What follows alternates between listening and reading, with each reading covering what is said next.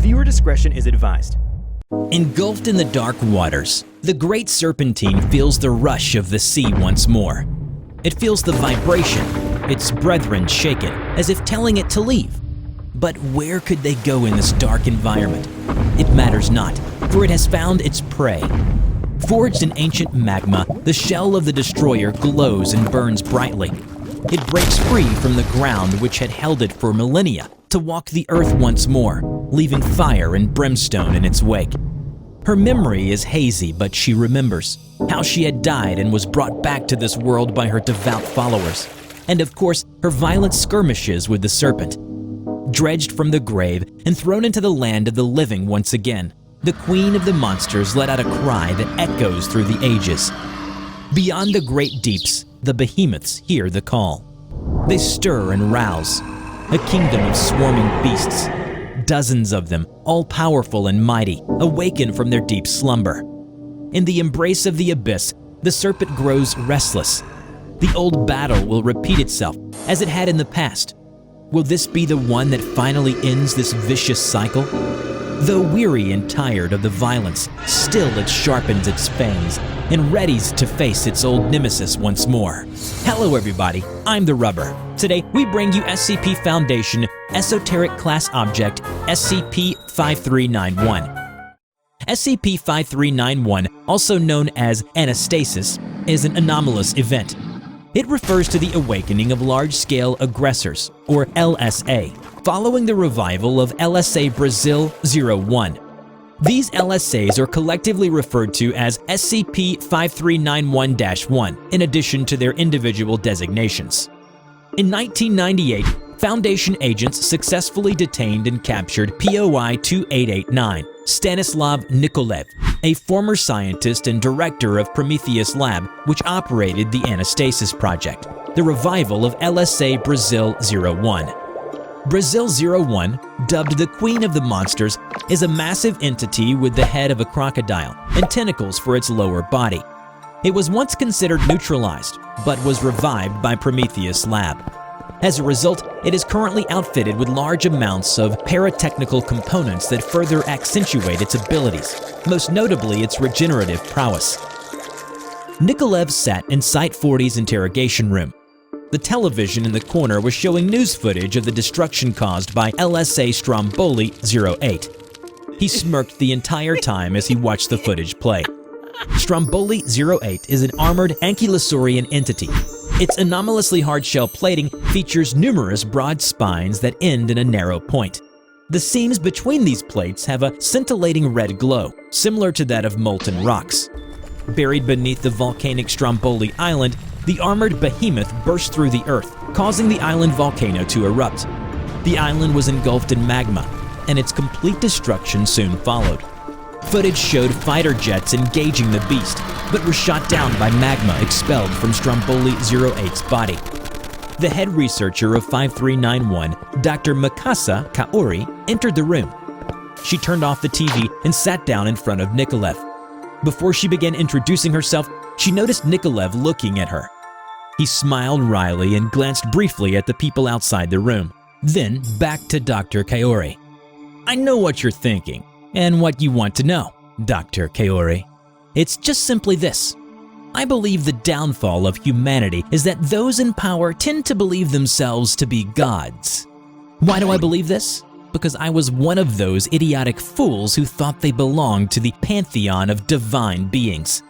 The Anastasis Project was nothing more than a need for us to fulfill a self-proclaimed prophecy, to prove that we were above even Mother Nature herself. We succeeded in reviving that gargantuan creature. Of course, with a few adjustments of our own to improve upon its natural design.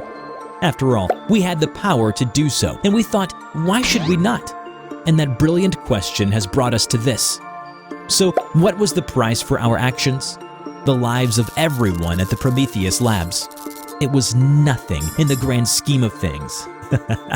It's quite a fitting name, wouldn't you say? For it was Prometheus who brought the gift of fire to humanity from the gods. We too brought a gift. We have revived a creature capable of threatening the existence of mankind, and man has controlled and ruined Earth for far too long. Right now, this world is being returned to its rightful masters, and I'm proud to admit that I have been an integral part of it. Just then, a message came through the speaker. Dr. Kaori, we've detected an LSA not far from the facility. It's about to collide with a civilian vessel. Mobilizing all forces now. Fighting them is hopeless, Dr. Kaori. Just accept your fate. Wake 02 surfaced in the Pacific Ocean, about 12 kilometers west of Site 40. The serpentine behemoth approached a fishing vessel and struck. It lunged through the vessel and obliterated it instantly, resulting in multiple casualties on board. The Foundation's forces arrived at the scene half an hour later with several helicopters, 2 armed vessels, and the High Energy Concentration Orbital Railgun, or HECOR, primed and ready in orbit. MTF-H5 deployed from Dimensional Site 172 and engaged Wake 02. They attempted to use a binding field to put Wake 02 into stasis, but failed, as Wake 02 emitted a small-scale EMP that rendered the device useless. Back in the control room, Dr. Kaori redirected efforts to evacuate civilians among the wreckage. The survivors were scrambling to board a helicopter. Wake 02 noticed and opened its mouth, shooting out a second head at the helicopter and demolished it. Dr. Kaori ordered the anti-thaumatological cannons to fire. They successfully pierced through Wake 02 and damaged it to a considerable degree. The serpentine behemoth let out a shriek of rage and lunged towards the helicopters, destroying the cannons. Dr. Kaori then called for the deployment of HECOR. It took out a large chunk of Wake 02. The serpentine behemoth appeared to have been neutralized. But before Dr. Kaori and her team could celebrate, Wake 02 began to rapidly regenerate from all the damage it sustained. It shrieked towards the sky, as if taunting them for their futile efforts. Damn it! Dr. Kaori slammed her fist on the desk. Left with no other options, she ordered a full-scale retreat. Wake 02 disappeared beneath the waves soon after. The next day, Dr. Kaori arranged for a meeting with Site Director Simmons. 2 days ago, something happened in Paraguay. An entire Foundation expedition team was killed. There are ruins there. Labyrinthine cave systems filled with remnants of an ancient civilization you've never even heard of. The higher-ups are starting to put the pieces together about why this is happening, what these things are, and what's about to come. But if you ask me, these don't even come close enough to giving us a solution. I trust that you have something else in mind, Doctor? Dr. Kaori nodded. She took out a blueprint from her folder and handed it to him. Simmons looked at it and smiled. All right, I see. He pushed past the door and addressed everyone in the room. All right, fellas, stop whatever you're doing and listen. Lately, these big, ugly monsters have been kicking our butts. They did us dirty and got us by surprise.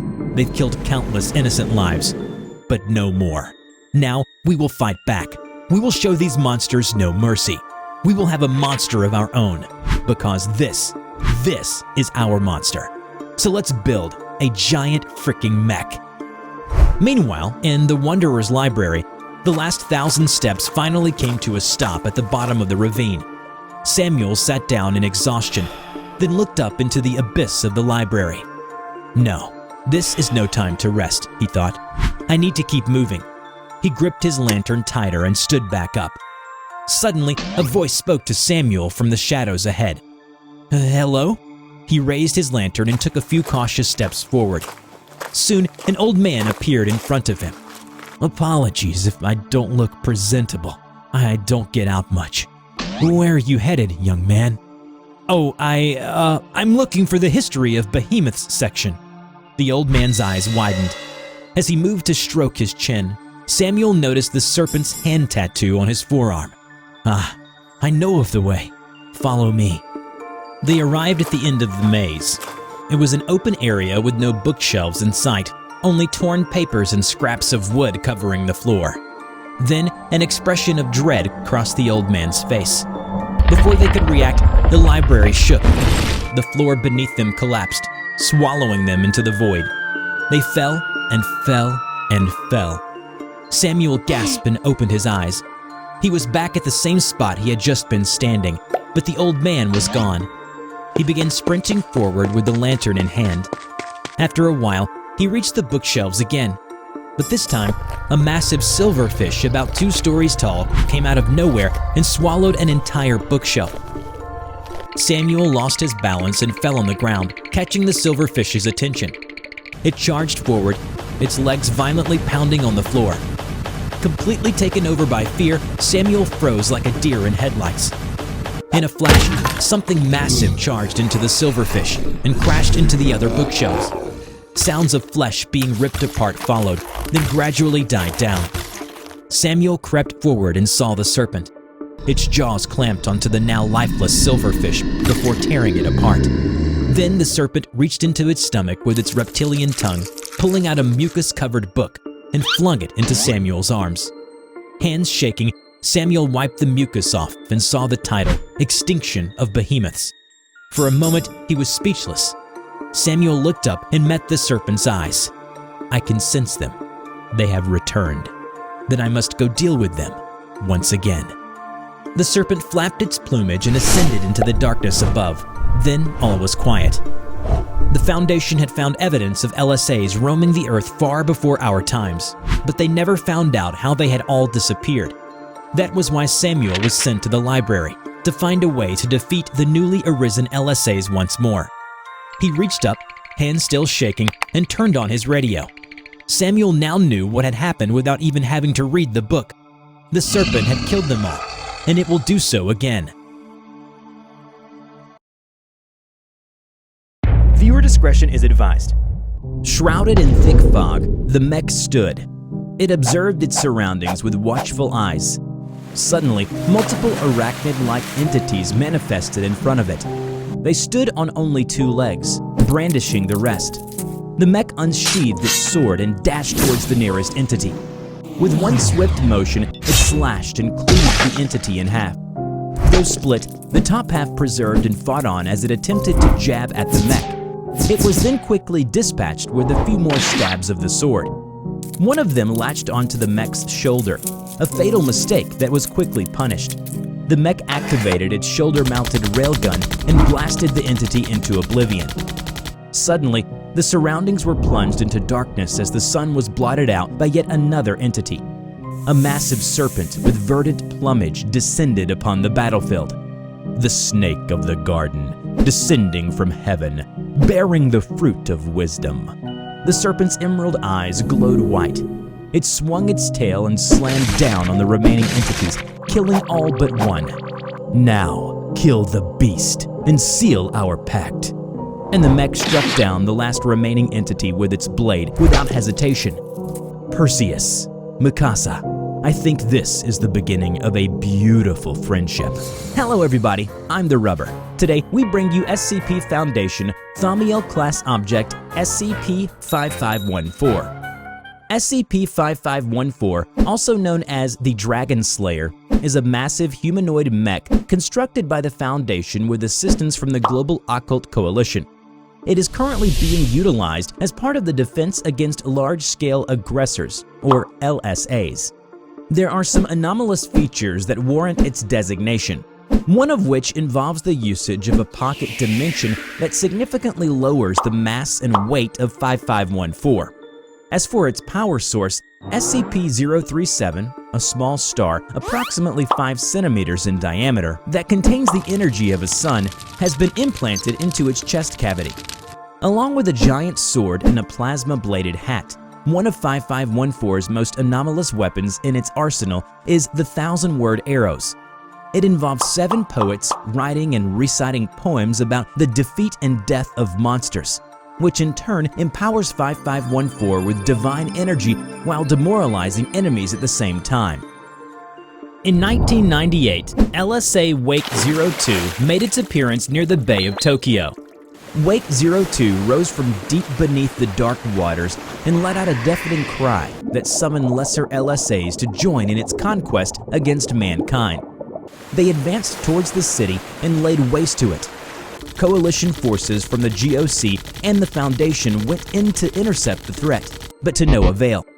Satellite footage showed images of the Bay City burning to the ground and towering monsters appearing in and out of the smog as massive hysteria broke out.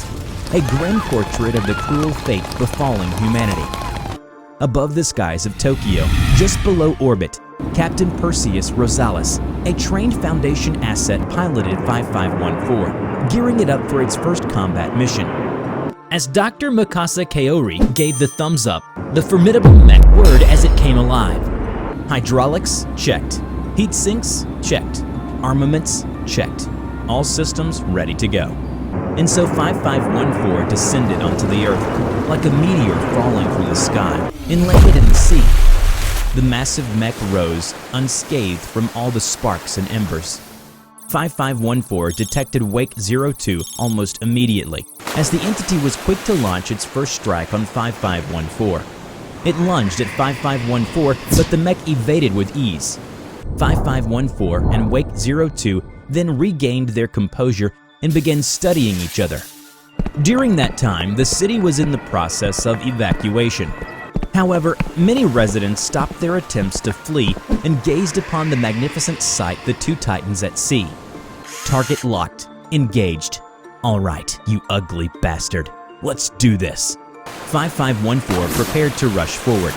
But instead of engaging the mech, Wake 02 let out a roar and quickly slithered its way towards the city. Oh, I won't let you get your way. 7 figures emerged from the midst of the evacuees and walked towards the bay.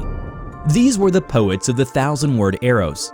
Waves crashed upon the harbor as the poets stood steadfast, facing down a massive serpentine monster that was approaching ever closer.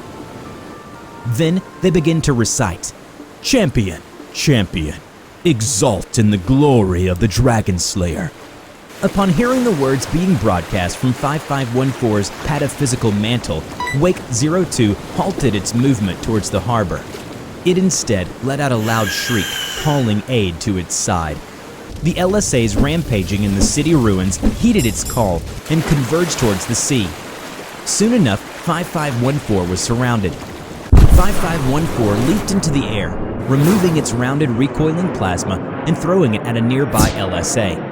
It arced across multiple targets.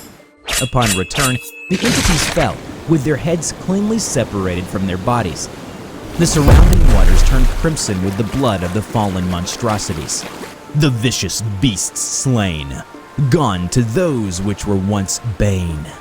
5514 then unsheathed the cold iron sword. It thrust down into another LSA and stabbed at its heart as it fell to the ground. 5514 pulled the sword out from its dead body and slashed the throat of yet another LSA approaching. "To your right!" Dr. Kaori shouted. The mech backed away from its position and activated its flight systems to remain in the air. Wake 02's second head then protruded from the mouth of its first head. It let out another shriek, and more LSAs rose from the seabed to answer its call. The second head shot towards 5514 with great velocity, just barely missing its foot. A lesser LSA scampered up the extended appendage and pounced on 5514.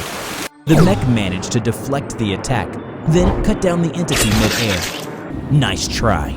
And now, my turn. 5514 launched into the air and activated its shoulder-mounted railgun, the Beowulf Seaguard rail. It took out the eyes of Wake 02's main head. It shrieked in pain and clumsily retracted its appendage. Seeing how Wake 02 was hurting, 5514 seized the moment by propelling forward and striking at the main head. 5514 descended upon Wake 02 before piercing its head. Then it flew over Wake 02 and drew its blade down the entity's serpentine body, dragging it all the way to its tail fin. The beast was split in half. Each half twitched and squirmed for a moment, but finally it lay dead. Dr. Kaori, LSA Wake 02 has been eliminated. 5514 stood tall as the riotous waves slowly died down. It turned to face the poets at the harbor. They nodded at each other, then puffed up their chests and recited the 1,000-word arrows once more. "And the beast torn asunder, exalt in the glory of the Dragonslayer." The people cheered as the words boomed loudly across the bay. It had given them hope of rebuilding and fighting back. However, the peace was short-lived. After the demise of Wake 02, LSA Brazil 01 was spotted off the coast of Greenland. 5514 was deployed to neutralize it. This time, Captain Rosales was accompanied by an ally, the Serpent. 5514 dropped from orbit as the Serpent emerged from the waters off the coastal tundra. A storm was already brewing to welcome them. With their backs against each other, they scanned the area vigilantly for any sudden attacks within the storm. I see him, Quinn Crake, the one you called Brazil 01. Soon enough, the sky darkened, storm clouds rolled in, and it began to rain. Brazil 01 burst through the waters, letting out a thunderous roar, and crashed onto the Serpent. They wrestled against one another. The Serpent coiled around Brazil 01, while Brazil 01 had its rear tentacles wrapped around the Serpent.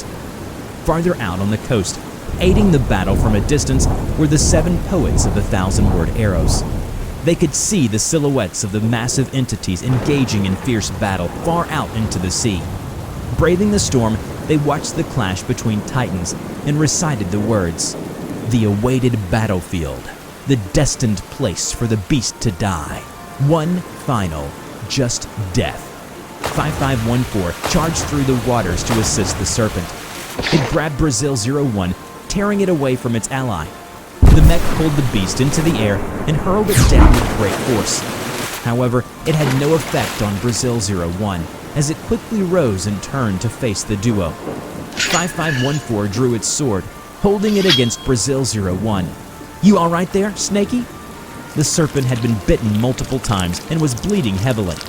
It flapped its ruined plumage to shake off the blood. "These are deep wounds, but I will live." As 5514 activated its railgun, Brazil 01's mouth and cybernetic plating began to glow. It was charging an orb of blue energy inside its mouth. It turned into an energy beam and destroyed the railgun in the blink of an eye, staggering 5514 greatly. The beast then lunged across the battlefield, now faster than ever. The Serpent moved in front of 5514 to intercept the attack, but to no avail. Brazil 01 ran past the Serpent with ease and seized the 5514's sword. It swung the blade back at the mech, cutting off one of its legs and shattering the cold iron sword in the process. Next, it turned towards the wounded Serpent. Brazil 01 used its many tentacles to propel itself into the air. Using the power of gravity coupled with its sheer mass, it dropped down onto the Serpent. Forming multiple sharp points by grouping its tentacles together, Brazil 01 stabbed at the Serpent relentlessly as Captain Rosales watched on helplessly. "Damn it! Damn it! What can we do?" With 5514's system failing and the Serpent heavily wounded, Brazil 01 raised its head to the sky and breathed a torrent of flame in a display of dominance. But all hope was not lost. There was still one final weapon left undeployed. Undeterred by the dire state and devastation in front of them, the poets revealed 5514's trump card. "The greatest weapon you can offer is that of your own heart and the light of your soul." My own heart, light of my soul. That's it, soul, I got it now. 5514 struggled to prop itself up. Then the mech angled its chest towards Brazil 01, who was still roaring loudly. Powered by the energy that's equivalent to that of a sun, the emergency sun vent drained every last bit of the mech's power and shot out a burst of immense heat and energy, obliterating Brazil 01 and blinding the entire battlefield. As the battle was won and the storm has ceased, the Serpent slowly rose above the tumultuous waters. And so it's done. The beast is slain, sent to the great beyond. The Serpent rises, returned to from whence it came. In the beginning, the Queen of the Monsters fought valiantly against a god from out of this world. Along with it came other beasts who threatened the Queen's throne. Through the ages, these beasts would come to be known as gods and worshipped. An altar built in deep sea by men who lost their lives in the process was dedicated to the sea serpent. The flaming beast stood atop the peak of the volcano, observing its followers who prostrated humbly before it. The hands of the outsider god touched the minds of 5 chosen ones and anointed them as holy priests. Then came her nemesis. The plumed serpent that is all-knowing descended from the heavens and bestowed the fruit of knowledge upon mankind. All of this displeased the queen. She bid her time, waiting for the beast to go into hibernation. Then she destroyed the temple of the outsider god and struck down its followers. The temple burned and the outsider god's powers waned as its followers died out. The plumed serpent fled, and the queen emerged victorious as the one true queen of the monsters. She reigned over mankind for the next millennia. When she died, her followers brought her back in a ritual.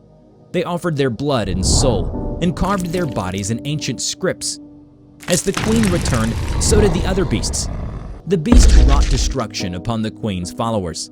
Chaos once again returned as civilization fell. With burning rage, the queen, now bigger and mightier, defeated them in a storm. She tore the plumed serpent apart and cast it into the sun. In the end, the beasts who were spared by the queen bowed before her. The queen ruled the world once more. Hello everybody, I'm TheRubber. Today, we bring you SCP Foundation Safe Class Object SCP-5437. SCP-5437, also known as a beast cast from heaven, is a prehistorical religious complex in Paraguay. Research has shown that 5437's sole anomalous property is its ability to preserve biological matter for abnormal amounts of time, causing decay to occur at an exceedingly low rate.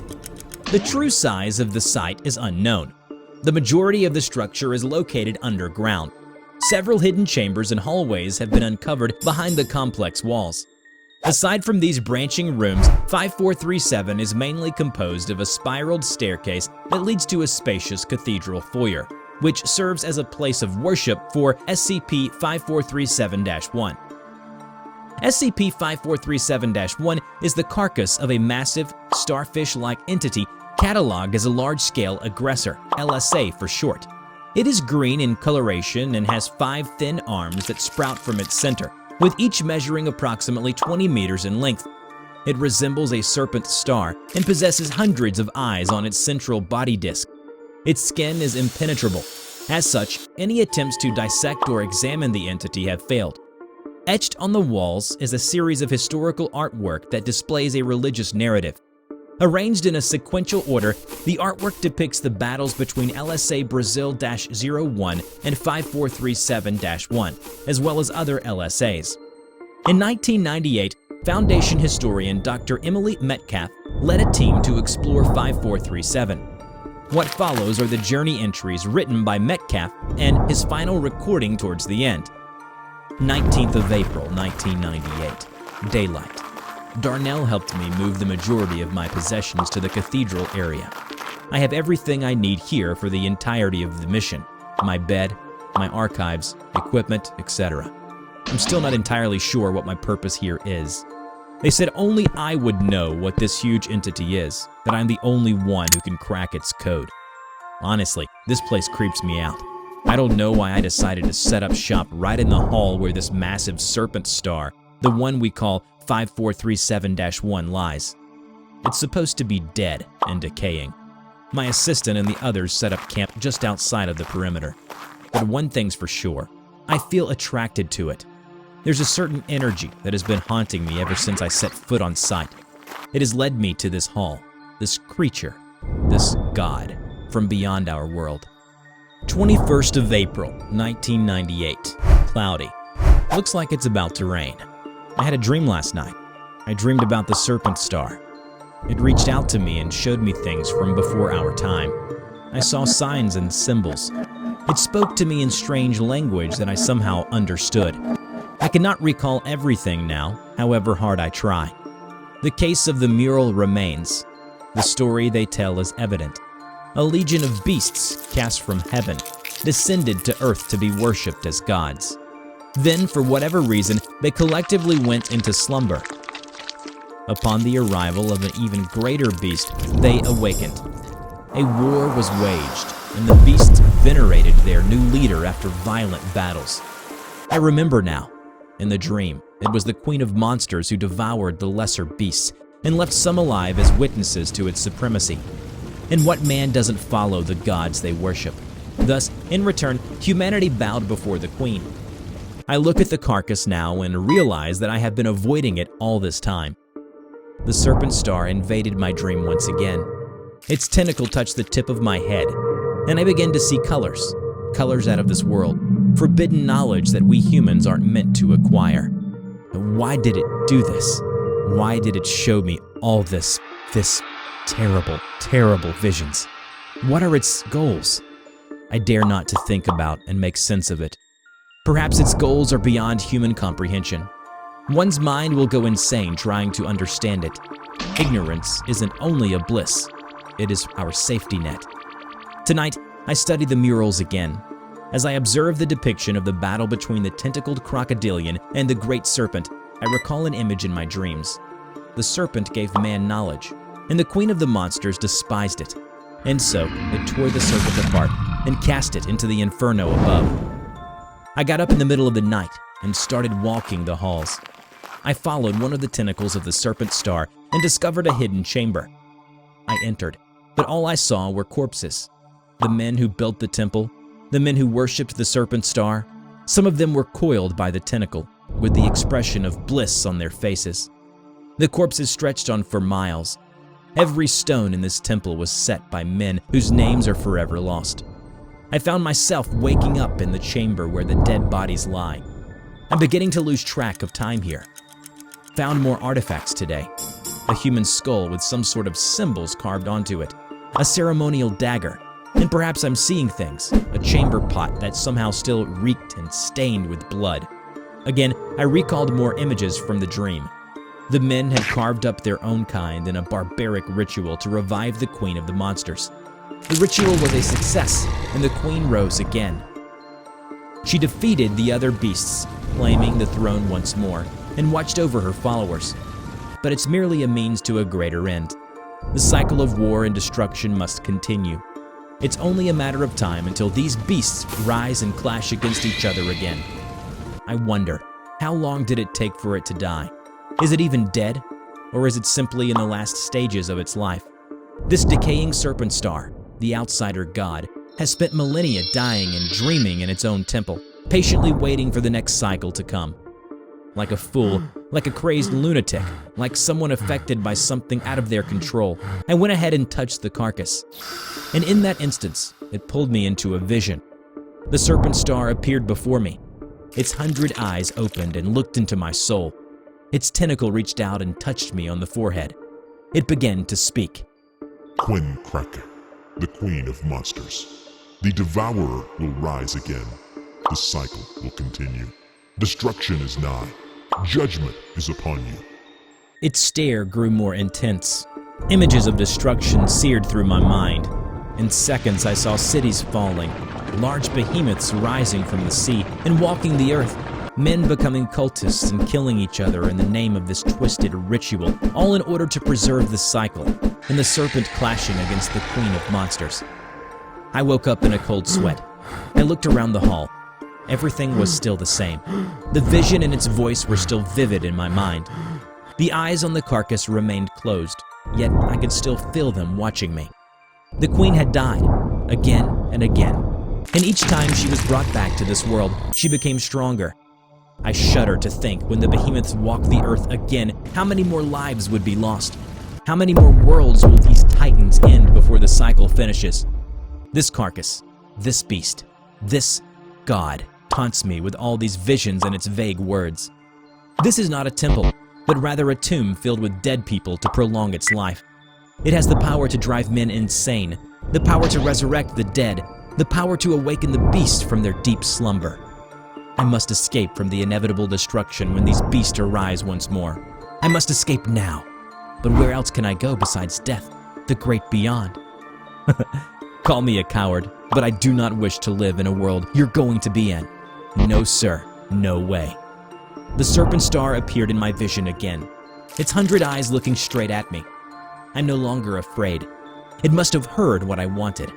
Come, it said to me, and reached out with its tentacles. I'm no longer afraid. Soon I'll be joining the dead in this place, watching the world from above, observing the destruction, the madness. And so the cycle begins anew. The journal entries ended there at the time of recovery.